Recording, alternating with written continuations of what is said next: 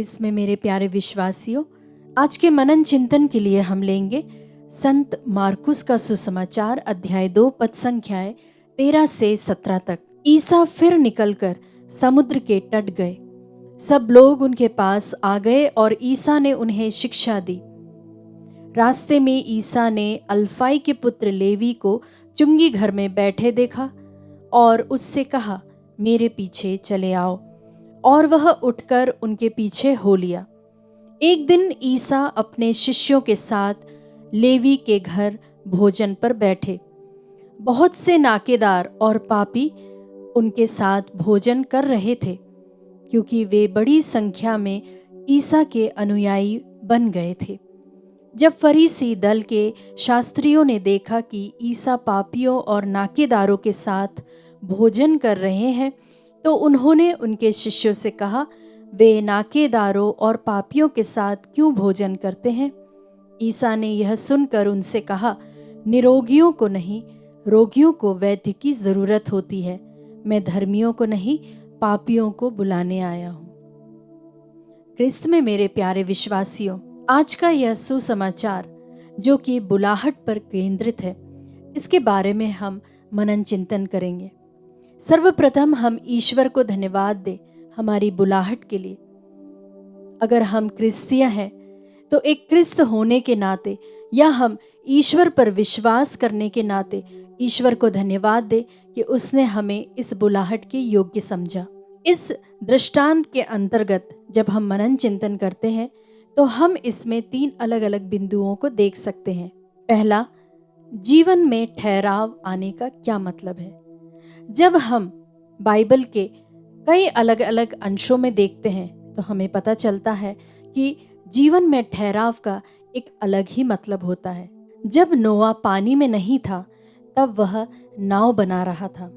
उसी तरह हमने कुछ ही दिन पहले पढ़ा था संत मार्कुस का सुसमाचार अध्याय 1 पद संख्या 14 से 20 में, जहाँ पर याकूब और योहन को यीशु बुलाते हैं।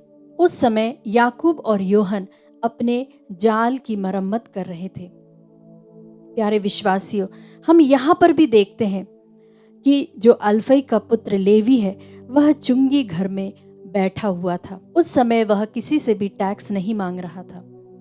प्यारे विश्वासियों, इस ठहराव का क्या मतलब है? हो सकता है हमारे जीवन में एक ठहराव आ गया हो जहाँ पर हमें कुछ समझ नहीं आ रहा हो, जहाँ पर हमें ऐसा लग रहा है कि आगे हमारे भविष्य में कुछ नहीं रह गया। हो सकता है प्यारे विश्वासियों, यह वह समय है जब प्रभु हमें बुलाता है कि हम अपने अंतःकरण की जांच करें। हो सकता है प्रभु हमें इस वक्त बुला रहा है कि हम अपने आने वाले भविष्य की और अच्छी तरह से तैयारी कर सकें। प्यारे विश्वासियों, आप देखेंगे जब एक लकड़हारा का कुल्हाड़ा काम नहीं करता है तो वह उसे तेज करता है, वह उसे और भी नुकीला बनाता है। जब वह अगली बार पेड़ को काटे तो वह उसे अच्छी तरह से काट सके। प्यारे विश्वासियों, अगर आप ऐसी स्थिति में हैं तो आप हताश ना हो, पर ईश्वर को धन्यवाद दे। दूसरा बिंदु है इंक्लूसिव होना, मतलब कि लोगों को शामिल करना। हम इस सुसमाचार के शुरुआत में ही पढ़ते हैं कि ईसा फिर निकलकर समुद्र के तट गए। सब लोग उनके पास आ गए और ईसा ने उन्हें शिक्षा दी। कहने का तात्पर्य है विश्वासियों कि ईसा ऐसी जगह ढूंढते थे जहां पर हर प्रकार के लोग आते थे, हर जाति, हर धर्म और अलग अलग बैकग्राउंड के लोग आते थे। और वही हम देखते हैं वाक्यांश 15 में, बहुत से नाकेदार और पापी उनके साथ भोजन कर रहे थे, क्योंकि वे बड़ी संख्या में ईसा के अनुयायी बन गए थे।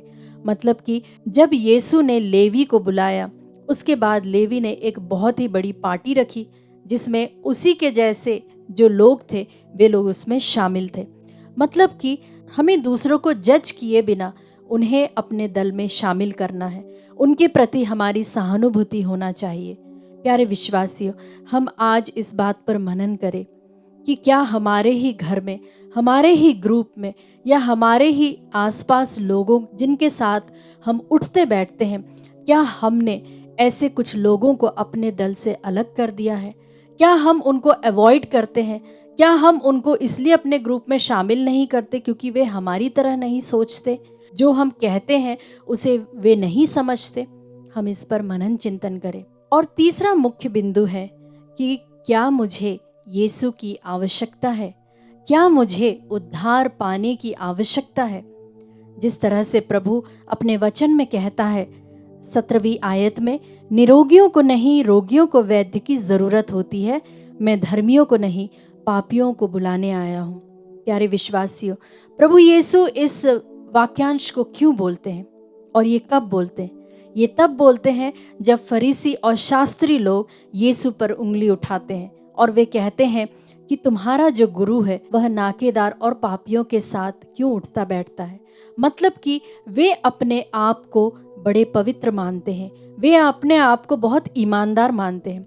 हम पढ़ते हैं संत लूकस के सुसमाचार अध्याय 18 में, जहाँ पर एक फरीसी और एक गरीब व्यक्ति वो दोनों आकर मंदिर में प्रार्थना करते हैं। और उस समय एक जो पापी व्यक्ति रहता है वो छाती पीट पीट कर अपने पापों का पश्चाताप करता है। वहीं पर फरीसी घमंड भरी आंखों को उठाते हुए कहता है कि हे ईश्वर, मैं तुझे धन्यवाद देता हूँ कि तूने मुझे इसके जैसा पापी नहीं बनाया, क्योंकि मैं हफ्ते में 2 बार फास्टिंग करता हूँ और अपने खुद के ही गुण गाता रहता है। और उसी तरह हम देखते हैं यहाँ पर भी शास्त्री और फरीसी वही करते हैं। वे कहते हैं कि दूसरे लोग पापी हैं, दूसरे लोग बेईमान हैं, लेकिन हम तो पवित्र हैं, इसलिए हम ऐसे लोगों के साथ उठते बैठते हैं जो बहुत अच्छे हैं, जो दिखने में अच्छे हैं, जो कि बहुत पवित्र है, जो नियमों का पालन करते हैं। वही विश्वासियों, रोमियो के पत्र अध्याय 12 पद संख्या 10 में प्रभु का वचन हमें कहता है कि हम अपने आप को दूसरों से श्रेष्ठ ना माने। आइए विश्वासियों, हम इस वक्त पूर्ण रूप से इन तीनों बिंदुओं पर मनन चिंतन करते हुए अपने अंतःकरण की जांच करें और स्वयं को आराधना में पूर्ण रूप से भाग लेने के लिए तैयार करें। आमीन।